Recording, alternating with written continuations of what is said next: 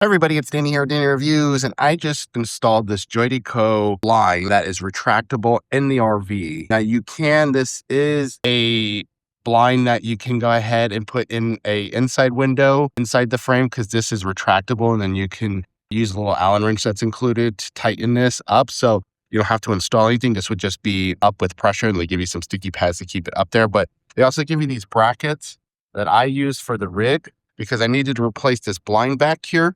It actually fits this window perfectly. It's also the same color as pretty much the whole thing with the rig, and this beige color. And this looks nice. And again, it's retractable. The other one I had to deal with strings, and it was just a nuisance, where this I could just push up and then I can see the outside. We're about to go out on a trip right now.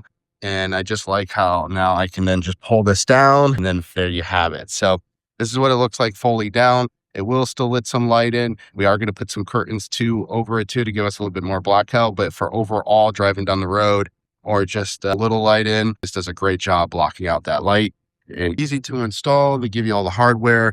Definitely recommend picking up this replacement blind if you need it. Shout out to the company for gifting me this. I could do this review.